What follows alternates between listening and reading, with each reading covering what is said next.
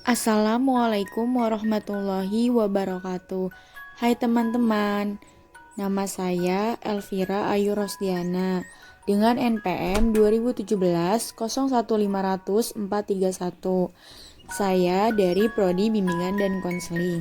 Di sini saya akan memaparkan mengenai kualifikasi dan kompetensi konselor sebagai tenaga kependidikan. Selamat menyaksikan.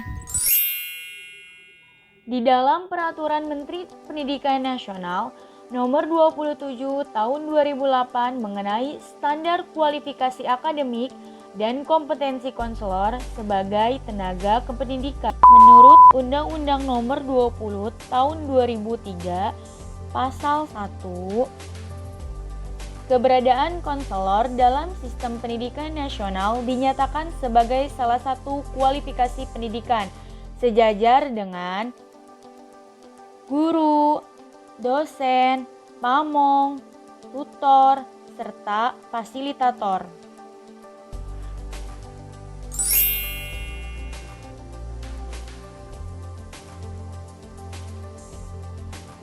Dalam Peraturan Menteri Pendidikan Nasional Nomor 27 Tahun 2008 mengenai standar kualifikasi akademik dan kompetensi konselor.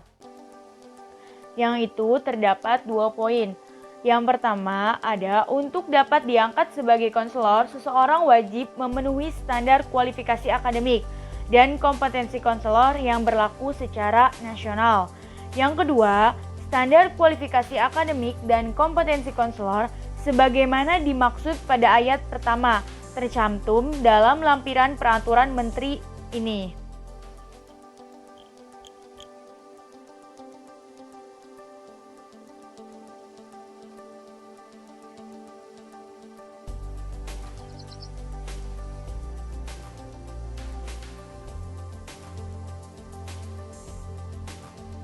Kualifikasi akademik konselor dalam satuan pendidikan harus memenuhi 2 tahapan.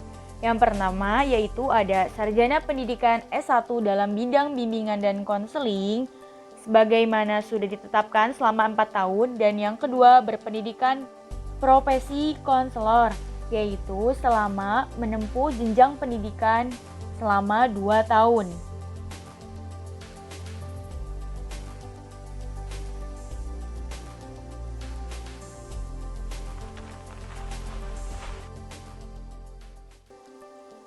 Selanjutnya ada kompetensi konselor. Di sini ada dibagi menjadi 3 kompetensi. Yang pertama itu ada kompetensi pedagogik, yang kedua ada kompetensi kepribadian, dan yang ketiga ada kompetensi sosial.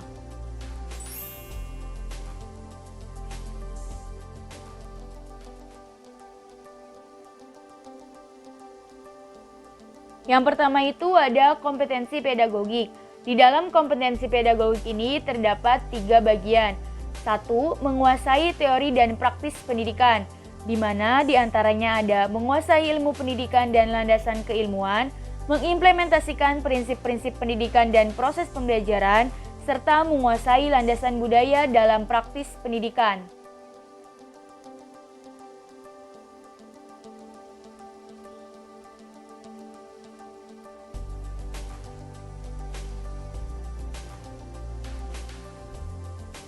Dua, mengaplikasikan perkembangan fisiologis dan psikologis serta perilaku konseli,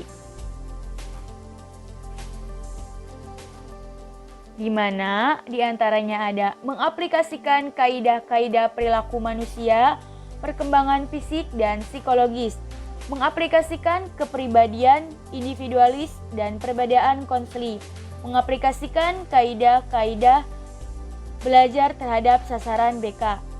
Yang ketiga ada menguasai esensi pelayan BK dalam jenis jalur dan jenjang satuan pendidikan, di mana di sini esensi BK pada satuan jalur pendidikan formal, non formal maupun informal.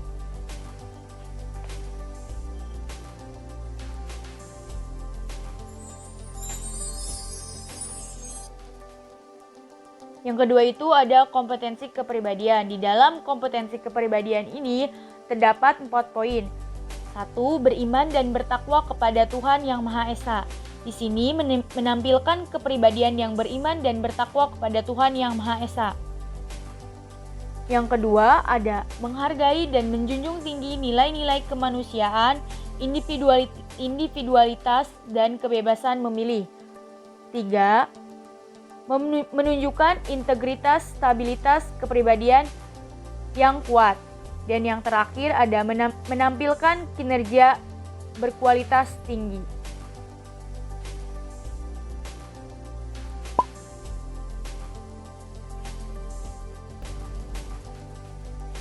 Yang ketiga itu dan yang terakhir ada kompetensi sosial. Di dalam kompetensi sosial ini dibagi menjadi 3. Yang pertama, mengimplementasikan kolaborasi internal di tempat bekerja, yaitu ada memahami dasar, tujuan organisasi, dan peran pihak-pihak lain. Yang kedua, ada berperan dalam organisasi dan kegiatan profesi bimbingan dan konseling, di mana yaitu menaati kode etik profesi bimbingan dan konseling yang sudah ditetapkan. Dan yang ketiga ada mengimplementasikan kolaborasi antar profesi.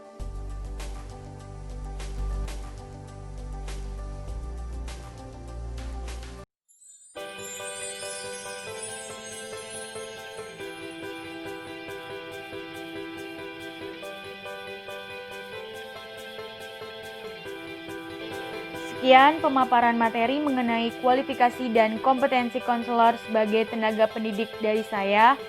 Kurang lebihnya mohon maaf.